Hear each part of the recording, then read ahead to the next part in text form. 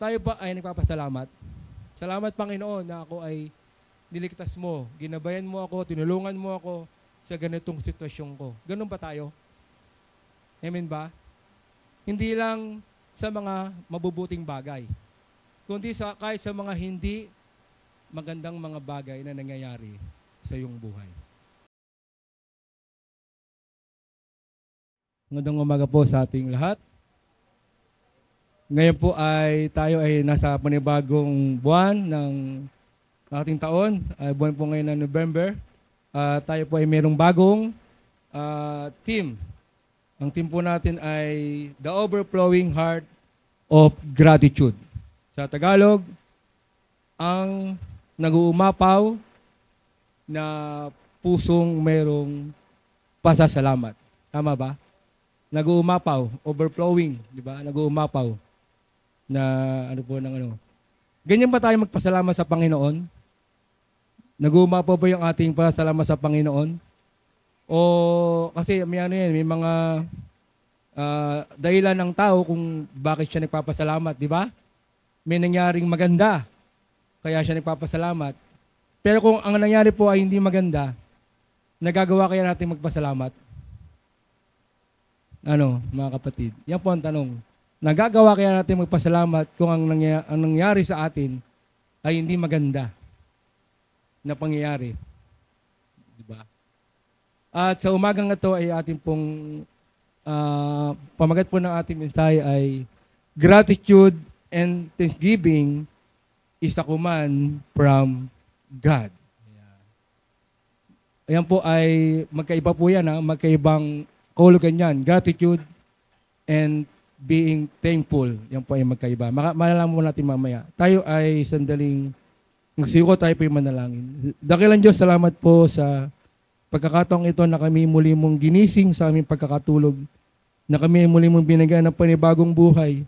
Nagpapasalamat kami sapagkat kami ay inyong pang ginising, sapagkat alam po namin na hindi po tapos ang iyong layunin sa mga buhay namin upang magsilbing liwanag at asin sa mundo ng kadiliman, sa mundo ng punong-puno ng kasalanan. Salamat o Diyos sa pagkakataong ito na meron kaming bansa na may malaya kaming makapagpupuri, malaya kaming makapagsasamba at makakapangaral ng iyong salita. Kaya po ang gumabay sa aming pong pakikinig sa iyong mensahe sa umagang ito. Amin munang itaboy o iwaksi anumang mga bagay-bagay na maaring bumagabag o maaring maging hadlang sa aming pagbigay itoon sa aming pakikinig sa iyong salita. Kaya tulungan mo kami na talagang itoon namin ang aming kaisipan, ang aming puso sa iyong salita. Ito ang aming samot hiling sa pangalan ni Jesus. Amen. Yeah. Gratitude and thanksgiving is a command from God. Dito po sa ating text sa 1 Thessalonians 5:18, sabi po dyan, 1 Thessalonians 5:18, sabi doon, in everything give thanks, for this is the will of God in Christ Jesus. Ba? Sa lahat ng pagkakataon, ikaw ay magpasalamat sapagkat ito ang kalooban ng Diyos kay Kristo. Yan. Ano ba ang pagkakaiba ng gratitude and thankfulness? Yan. Sabi diyan, gratitude in the Greek is charis o charim. Sabihin, charity, a deeper or more profound attitude or mindset that permeates all aspects of life regardless of circumstances. Yan. Sabihin, ang pagiging mapagpasalamat, ito ay mas malalim. Mas malalim siya. Ano man ang pangyayari sa ating buhay. Yan po. Ano man pangyayari, ay yan po ang ibig sabihin niyan. Yun namang thankfulness ay Eucharisteo. Typically responds to a specific positive event, gift, or favor received. Sabihin, ito yung pagtugon mo pag ikaw ay nakakatanggap ng mga positibong mga regalo, or nakatanggap ka ng favor, or nakatanggap ka, ikaw ay nagpapasalamat. Yan po yun. Yun yung kagad response mo. Yan po ang kaibahan ng gratitude sa thankfulness. Gratitude, ito ay mas malalim pa. Talagang binibigyan mo ng halaga yung nabigay o nangyari sa buhay mo. Hindi ka nag-iisip ng ano man. Yan po ang pagkakaiba ng gratitude and thankfulness. Yan po yung pagkakaiba niya. Ba nakita po niyo ang diferensya? Sapagkat ang pagiging mapagpasalamat na bilang nakakilala sa Panginoon, ito po ay utos ng Diyos sa atin. Di ba? Ano sabi sa ating talata? Sabi diyan, ang pagpapasalamat ay hindi nakasalalay sa mabubuting kalagayan, kundi ito'y isang tuloy-tuloy na saloobin ng pananampalataya. Yan, di ba? Sabihin, magpapasalamat din sa Panginoon, hindi lang sa mga mabubuting bagay, kundi kahit sa mga hindi magandang mga bagay na nangyayari sa iyong buhay. Amen ba? Mahirap, di ba? Alam mo, ikaw ay nawalan ka ng gamit, nadukutan ka, ano pa, iniwan ka ng boyfriend mo, o girlfriend mo, ano pa. Diba? May mga bagay na hindi aksidente na nangyayari sa iyo na dapat mong pasalamatan sa Panginoon. Diba? Sa lahat ng bagay, sabi niya, ay magpasalamat kayo sapagkat ito ang kalooban ng Diyos kay Kristo Jesus para sa inyo. Na utos to sa atin na mga nakakilala sa Panginoon. Sapagkat nang tayo po ay hindi pa nakakilala sa Panginoon, tayo pa ay nagpapasalamat. Nagpapasalamat ba tayo? Dati? O ano lang, para bang napipilitan ka lang, salamat na nga. Kahit hindi mo gusto yung regalo sa iyo. Hindi ka masaya. Di ba? Lalo nagbigay sa iyo, boyfriend mo o asawa mo nagbigay sa iyo. Hindi mo gusto yung binigay sa iyo. Ang ano naman ito, ang tsaka. Bakit naman ito? Mumurahin. Di ba? Ayaw magpasalamat, binigyan na nga siya, ayaw pang magpasalamat. Di ba? Sabi nga dito, magpasalamat ka. Ano man ang pangyayari o binibigay sa iyo. Di ba? Sabi nga dito sa Ephesians 5:20, laging nagpapasalamat sa lahat ng mga bagay sa pangalan ng ating Panginoon Jesucristo sa Diyos na ating Ama. Halimbawa, sa ating mga pagkain, di ba? Siguro iba dyan, masarap ang ulam. Na, masarap ang inuulam. Yung iba ay katamtama lang. Pero yung man ay hindi mamahalin, pero nagpapasalamat ka dapat yun. Yung man ay tuyo, bagoong, ano mga ulam mo, sardinas o pangat ng init, pang-apat na init. Di ba? Magpasalamat ka kapag may kinakain ka pa. Diba? Ang iba dyan ay namumulos sa labas. Di ba? Mga pinapainit rin. Di ba? Kaya ito po ang utos ng Panginoon. Pag sinabi kasing magpasalamat kayo, talagang gagawin mo. Ito po tinanong ko sa ito ay imperative. Talagang command, utos na dapat nating gawin. Sabagat ito bakit po natin gagawin ito? Mga kapatid, ano ba ang next na utos, dapat mo natin gawin? Bakit kailangan natin sundin ang utos ng Diyos? Bakit po kaya? Sabi diyan, sapagkat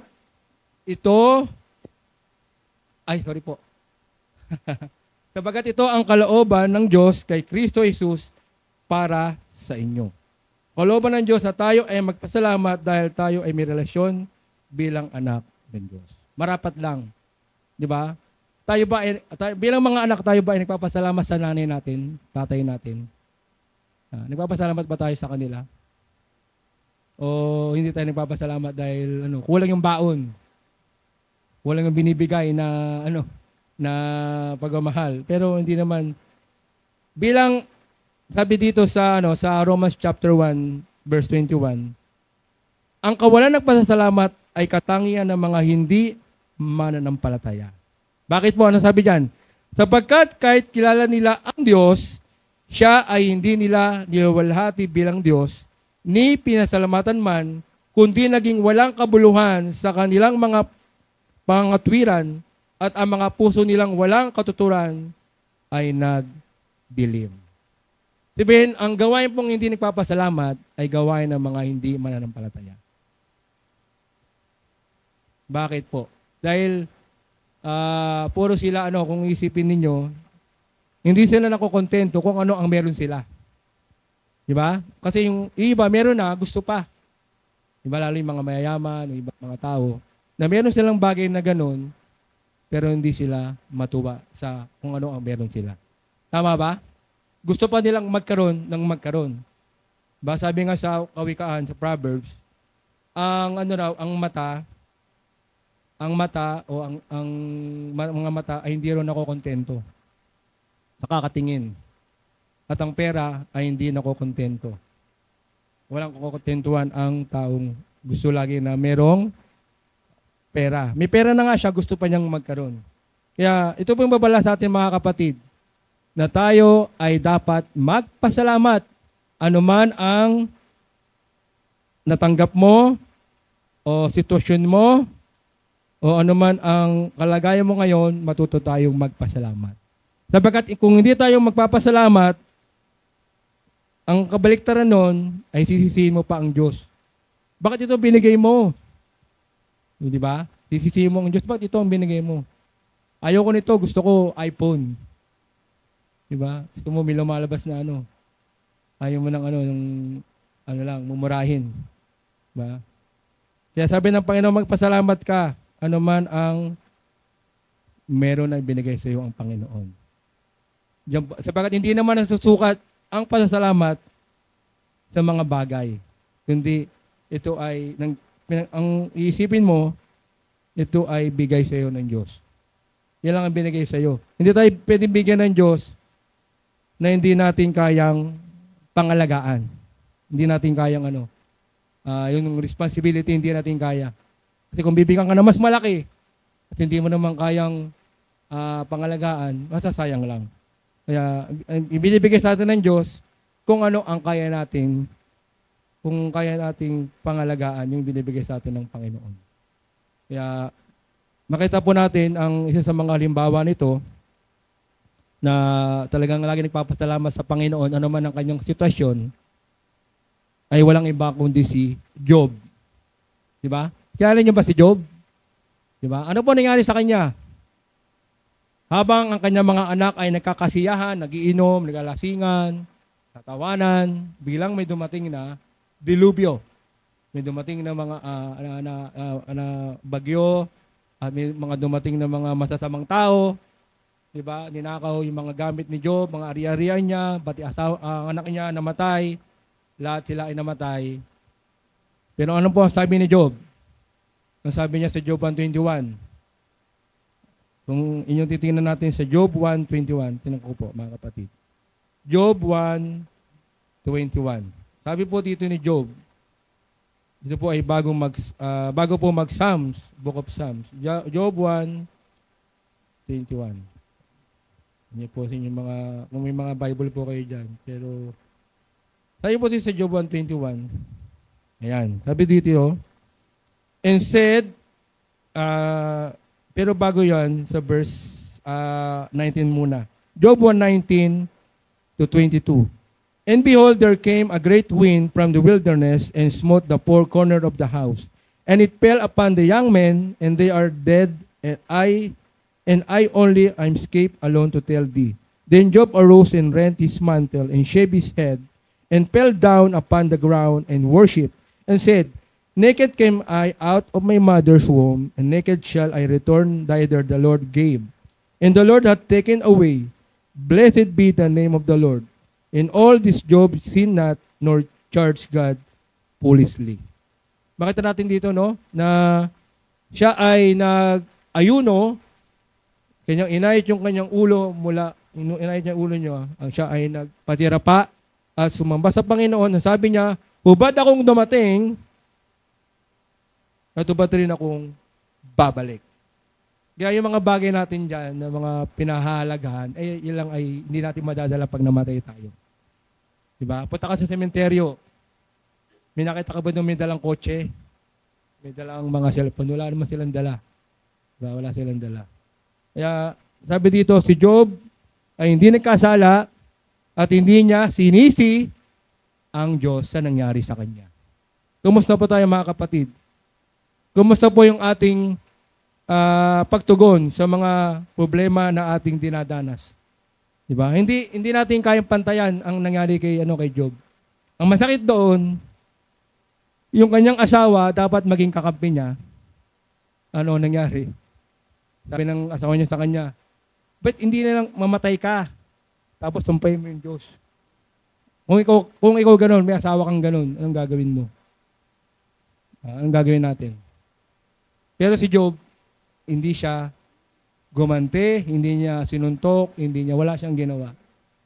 Diba? Kundi siya ay nagpasalamat sa Panginoon sa kanyang pangyari sa kanyang buhay. Ano po ang ating apeleksyon? Dapat tayong sumunod sapagkat ang pasalamat ay kalooban ng Diyos. Ang hindi nagpapasalamat, siya po ay walang relasyon sa Panginoon. Sila ay hindi mananampalataya. Ay, ano po ang ating aplikasyon? Sabi diyan, una, ang pasasalamat ay isang pagpili. Kahit mahirap ang mga sitwasyon, maaari nating piliin ang Diyos dahil sa kanyang walang pagbabagong kabutihan at mga pangako. Ayan. Pagpili.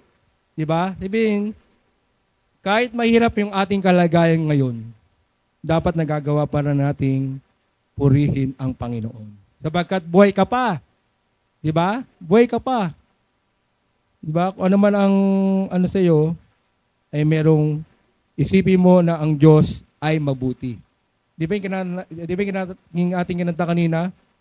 Di ba? Mabuti ang Diyos. Sa lahat ng oras, bawat araw, mabuti ang Panginoon. Pangalawa, ang pasasalamat ay isang espiritual na sandata. Ang paglinang ng ugaling mapagpasalamat ay nakakatulong na labanan ang pag-alala, pagrereklamo, at iba pang negatibong saloobin sa magitan ng pagbaling ng puso sa Diyos. Ito ay maaari natin maging weapon laban sa pag-alala o pagrereklamo. Diba? Magibigay sa atin ito ng babala. Diba? Meron kang panlaban kung ikaw ay naisip mo na naman si Judith, ay naman si Bill. Diba? Nag-aalala ka na naman. Pero unahin mo magpasalamat sa Panginoon sapagkat alam ng Panginoon ang pangangailangan mo. Diba? Sabi nga niya, bago ka mag-pray, alam niya na na kailangan mo yun Diba? Amen ba? Alam na ng Panginoon yung ating pangangailangan bago po nating hilingin. Kaya imbes na tayo ay mag-alala, tayo ay manalangin, magpasalamat sa Panginoon. Sapagkat mahirap po ang mag-alala, ang mag-worry. Magkakasakit ka. May stress ka, madidistress ka, ano-anong pasok sa isip mo. Pag hindi mo na kaya, ang gagawin mo, magpapakamatay ka na lang. Tama ba? Ma-hospital ka, pero kung talagang hindi mo inaamin, kinakailangan po natin magpasalamat sa Panginoon sapagkat ito ay ating spiritual na sandata para labanan ang pag-alala, pagrereklamo, at ibang mga negatibong saloobin. Diba? Yan po yung mga kapatid. Pangatlo, ang pasasalamat ay bilang saksi or patotoo. Isang pusong nagpapasalamat lalo sa gitna ng kahirapan ay nagsisilbing isang makapangyarihang patunay sa katotohanan ng pananampalataya ay maaaring maging inspirasyon sa iba. O, diba? Napakagandang gano'n na makita ka ng kapatid mo sa Panginoon na hindi niya halata na ikaw ay matindi pala ang iyong pinagdadaanan. Diba? Hindi niya alam, pero nagpapasalamat ka sa ganung sitwasyon ng buhay mo. Itong tao na to ay matindi pala ang problema na to. Bakit? Ba't kaya niya? Ba't kaya niyang dalin? Sapagkat marunong siyang magpasalamat sa Panginoon. Amen ba? Kaya niya. Dahil alam niya, hindi siya pababayaan ng Diyos. Kaya nga sabi ni Apostle Paul sa Colossians 3:17, pumasok lang sa isipan ko. Colossians 3:17. Ano sabi doon ni Paul, Apostle Paul? Colossians 3:17, sabi doon, anuman ang inyong ginagawa, kayo ay magpasalamat sa pangalan ng Panginoon. Dito po sa wikang English, sabi diyan, Colossians 3, verse 17, And whatsoever you do in the word or deed, do all in the name of the Lord Jesus Christ, giving thanks to God and the Father by Him. Diba? Sabi dito, anuman ang ating ginagawa or sinasabi, ay gawin natin na merong pasasalamat sa Panginoon. Diba? Sabi nga doon, tayo po ay magpasalamat sa ating Panginoon. Ano po yung ating, ano po yung ating conclusion na tayo mga kapatid? Sabi po dyan, ang kalooban ng Diyos na tayo ay magpasalamat dahil tayo ay may relasyon bilang anak niya. Tayo ba ay kinikilala ba natin na tayo anak ng Diyos? Dapat, kung ating kinikilala, dapat tayo ay matutong magpasalamat. Ano man ang iyong kalagayan, ano man ang kinakain mo, ano man ang iyong sitwasyon ngayon, dapat kang magpasalamat sa Panginoon. Pagkat ikaw ay buhay pa. Hindi pa tapos ang layunin ng Panginoon sa iyo. Sapagkat, pangalawa, ang kawalan ng pasasalamat ay katangian ng mga hindi mananampalataya. Kaya kung ikaw ay hindi nagpapasalamat, siguro hindi mo pa kilala ang Diyos. Hindi mo pa siya lubosang kilala. Sapagkat kung kilala mo siya, ikaw ay magpapasalamat sa Panginoon sa lahat ng bagay, sa lahat ng oras. Magpasalamat tayo sa Panginoon. Laging nagpapasalamat sa lahat ng mga bagay sa pangalan ng ating Panginoong Jesucristo sa Diyos na ating Ama. Kamusta po mga kapatid? How we grateful? Gaano ba tayo magpagpasalamat sa Panginoon? Sa mga bagay na ating, ano man ang ating kinakain, iniinom, dinadamit, ano man ang ating sitwasyon, dapat tayo magpasalamat sa Panginoon. Diba? Diba sabi nga ni David sa Psalm 139:14, sabi doon, nagpapasalamat ako sa Panginoon sapagkat ako'y ginawa niyang kagilalas. For I am fearfully made, wonderfully made. Ba, sabi ni David. Kaya, ano masabi ng ating talata? Sabi diyan sa 1 Thessalonians 5:18, sa lahat ng mga bagay ay magpasalamat kayo, sapagkat ito ang kalooban ng Diyos kay Kristo tungkol sa inyo. Kumusta po tayo mga kapatid? Magandang memory verse yan. Di ba? Kanta pa nga ito eh. Di ba? Sabi doon, in everything give thanks, for this is the will of God in Christ Jesus.